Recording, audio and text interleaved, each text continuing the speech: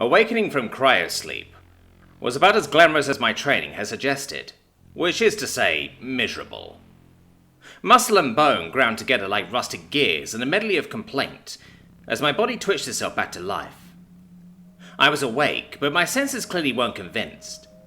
Strange noises, almost resembling speech, drifted around me, probably an auditory hallucination caused by the long hibernating period I'd just undergone. What wasn't entirely familiar to me, however, was the strange piercing sensation in the middle of my chest. Slowly prying open my crusted shut eyes, the first thing I noticed was a powerful, stinging white light boring into them. For a moment, my sleep-addled mind entertained with delirium that I had somehow crashed into a star, and this light was its core. Naturally, this was an absurd conclusion to draw for more reasons than my logical mind was able to count, having just woken up. As my vision began to clear, another, more pressing detail made itself evident. Looking down upon me from the centre of that sickening light was a shadowy silhouette, seemingly mere inches from my face. Straining myself to look down at my body, I quickly was able to pinpoint the source of that strange sensation. Whoever this figure was, I seemed to have caught them in the middle of digging some sort of knife into my chest. Under better circumstances, I may have paused to consider what this stranger might be doing. Perhaps implanting something, or maybe something went wrong on my journey and I had been retrieved to be taken back to Earth for emergency surgery. That didn't make much sense either, though. This trip was one way for a reason. The Trappist system isn't exactly a hop, skip, and a jump away, unless of course that jump happened to involve wormholes.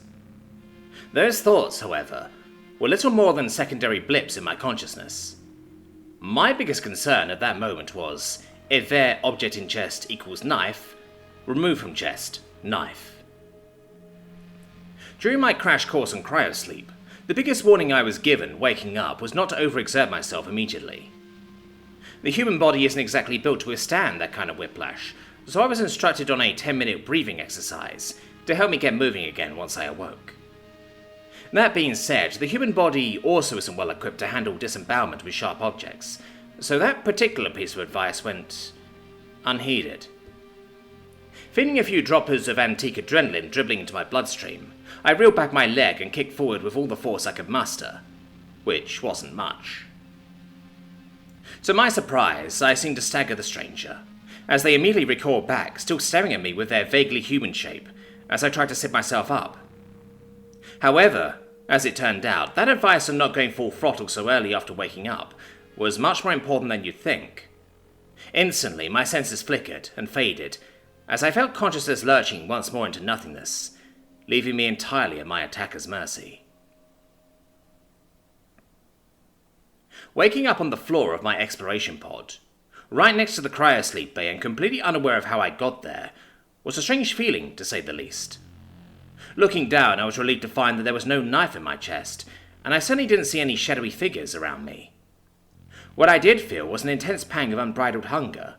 Cryogenics slows down metabolism, but doesn't completely eliminate it, so most of my muscle and fat was gone. All just hallucinations, I concluded bluntly to myself. Time to get to work. Soft, gentle glowing illuminated my familiar surroundings. Beside my cryo bay was a short hall leading to the other 3 rooms of the ship: the engine room, my bedroom, and the storage unit. Those, in conjunction with the bridge where I lay, composed a total area no larger than an okay-ish apartment. Staggering down the hall to the storage unit, I pushed open its door to find lining the shelves a generous quantity of nutrient packets, essentially little applesauce pouches chock full of calories, designed to sustain me for a day on just one. So, after greedily sucking down 3 of those, I may not have looked it to that point, but I was a tad chubby before hibernating, and my body missed having available fat stores, and chugging a nice 6 bottles of water, I began my triumphant limping, for whatever reason my leg was sorta hurt, back to the main bridge, where I retrieved from a smaller cold storage locker an almost comically large syringe. I always hated needles, but that was just one more fear I'd had to get over to do this mission. NASA needed someone who could not only work this ship, but also take readings on the exoplanets here. They also needed someone who wouldn't go batshit insane after a long period of isolation. Fortunately for them, I never valued sanity all that highly in the first place, so they were able to get their candidate.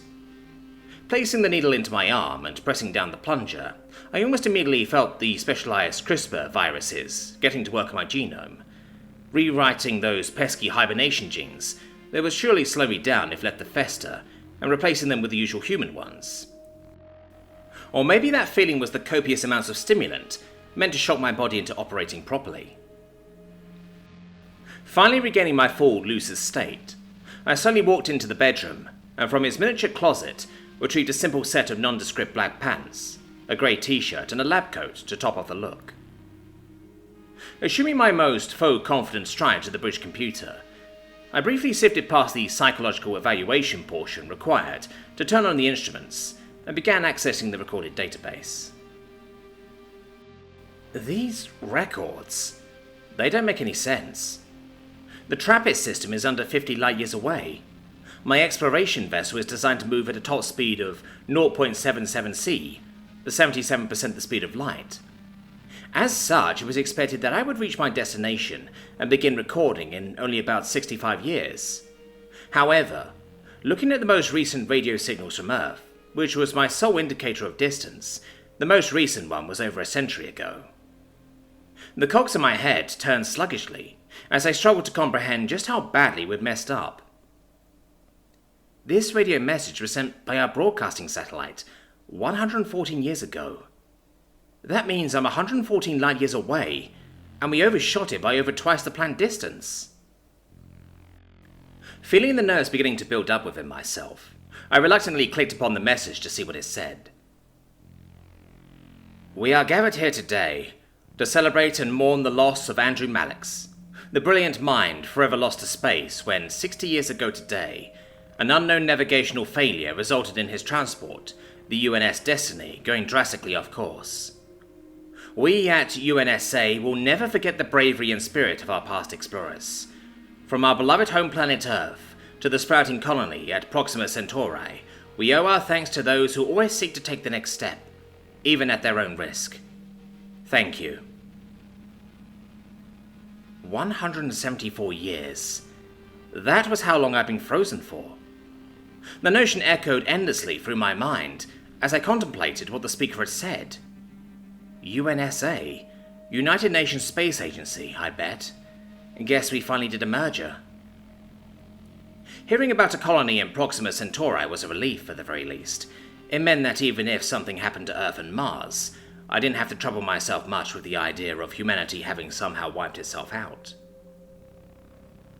No amount of petty hoping, however, could override the new sense of dread I felt. Lost in space as the result of a failed exploration.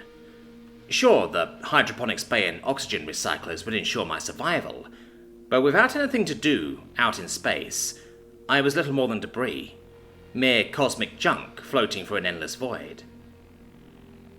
Morbid curiosity soon took over, as I found myself inexplicably drawn to the opaque black window in front of the computer. Typing in a few commands, I watched as the obscuring haze intended to protect me from harsh starlight faded away, to reveal behind it the endless void in which I found myself. However, what I saw through the window was not some endless black void of space. In fact, looking down over the rows upon rows of strange-looking craft, it almost looked like I was in some sort of hangar bay.